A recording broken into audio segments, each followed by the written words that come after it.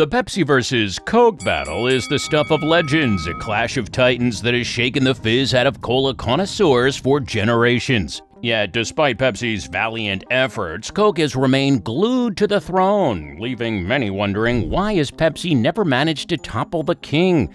Grab a cold one and join me as we delve into the epic saga of the Cola Wars and uncover the secrets behind Pepsi's struggle to dethrone Coca Cola. Coca Cola started out as a medicine, believe it or not. Dr. John S. Pemberton, a pharmacist from Atlanta, whipped up a concoction and sold it as a tonic, claiming it could cure headaches and all sorts of ailments. But it wasn't until a guy named Asa Candler got his hands on the recipe that Coca Cola really took off. He turned it into a fizzy sensation, slapping bottles with the iconic logo that would haunt Pepsi's nightmares.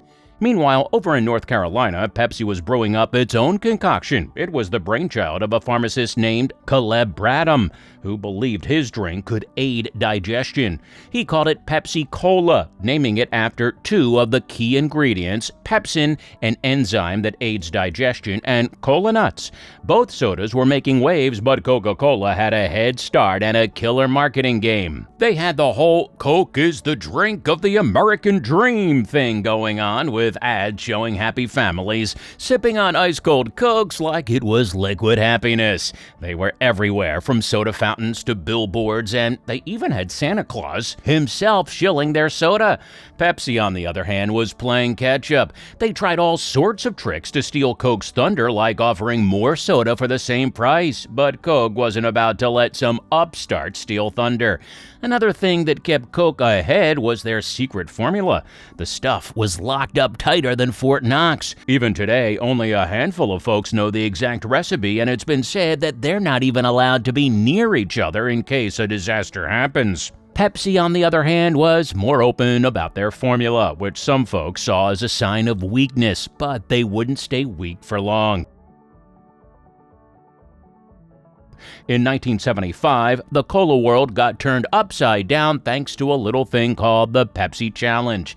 The plucky underdog decided that they're tired of playing second fiddle to Coke. They're ready to prove once and for all that their cola reigns supreme. So what did they do? Well, they go on a mission to take down the titan of cola with a taste test heard round the world. They set up booths in malls, on street corners, heck, probably even on the moon if they could swing it, and they'd invite folks to take a sip and choose their favorite. And you know what? People started picking Pepsi. People started wondering if maybe, just maybe, they've been sipping on the wrong cola all this time. Now, Coca-Cola, they're not about to take this lying down. They're the original, and they're not about to let some off-brand rain on their parade. So what did they do? They came out swinging with a new formula, the new Coke. Yeah, Coke, feeling the heat of the Pepsi Challenge and wanting to shake things up, decides to do the unthinkable. They pull a fast one on everyone and launch New Coke in 1985. Now, you would assume that a company as big as Coca-Cola would have done their homework, right? Wrong! New Coke hits the shelves with all the fanfare of a lead balloon. People took one sip and they went, "What in the fizz is this?" Turns out folks didn't want a new Coke. People were outraged. They're rioting in the streets, dumping cans of new Coke down the drain like it's toxic waste. This forced Coca-Cola to backtrack and bring back the original formula as Coca-Cola Classic. But hey, you know who was loving every minute of this debacle? Pepsi, that's who. They saw Coke stumbling and they pounced like a cat on a canary. They launched ads left and right, poking fun at Coke's misery. And it worked too. Pepsi saw a surge in sales while Coke was left licking its wounds and scrambling to fix their mistake. And even though they brought back the classic flavor, the damage was done. New Coke became the punchline of every soda joke.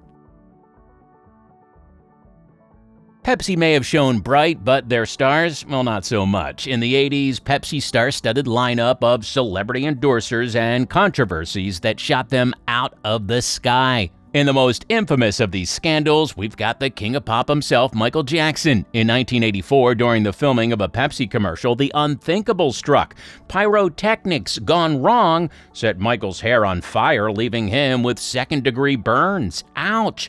The whole world watched in horror as one of the biggest pop stars of all time went up in flames, both literally and figuratively. Then you have David Bowie and Madonna, whose partnerships with Pepsi raised a few eyebrows. Bowie was known for his boundary-pushing music and androgynous persona, so some folks wondered if he was the right fit for a mainstream brand like Pepsi, and Madonna wasn't new to controversy herself. Her raunchy music videos and performances didn't exactly make the brand look like a virgin. Still, Pepsi saw dollar signs when they signed her on, and who can blame them? Hey, before we proceed with this video, there's something I have to ask you. Which side are you on in the soda war? Defend your answer like the good soldier you are in the comments. And don't forget to seal your answer with a like. Now, back to the video. As if that wasn't bad enough, Pepsi found themselves in the middle of a PR disaster in the early 90s. People started finding all sorts of nasty stuff in their Pepsi cans, from syringes to needles to even bits of glass. It was straight out of a list of everyone's biggest fears, and folks were obviously freaked out.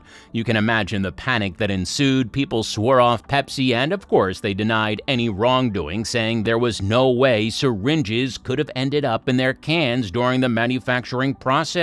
But the damage was done. The syringe scandal left a bad taste in people's mouths, and Pepsi's reputation took a hit. Pepsi, in an effort to save their reputation, launched a massive investigation to get to the bottom of things. They rolled out the big guns, hired experts, the whole 9 yards, and you know what they found? Zip, nada, zilch.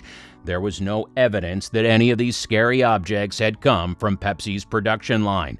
But perception is a powerful thing, my friend. Even though Pepsi proved their innocence, the damage was done. People were scared to crack open a can of Pepsi, worried they might find something lurking inside. And when it comes to cola, trust is everything. To add insult to injury, Fortune magazine, the big cheese of business publications, declared in 1996 that Pepsi had officially lost the cola wars to Coke. It was a dagger to the heart for Pepsi, a crushing blow after years of battling it out on the soda battlefield. In recent years, PepsiCo has been shifting its focus away from the cola wars and toward the snack business, and let me tell you, they're making a serious impact in the world of munchies. PepsiCo's snack division includes a whole smorgasbord of tasty treats, from Doritos and Cheetos to Lay's and Tostitos. With a snack lineup like that, how can you lose? In fact, according to their latest financial reports, PepsiCo's snack division accounted for over half of their total revenue in recent years. Yeah, you heard that right, over half. So why the transition to snacks, you ask? Well, for one, the snack market is booming, with folks snacking more than ever before. Plus, snacks have a longer shelf life and higher profit margins compared to sodas, making them a savvy business move for PepsiCo.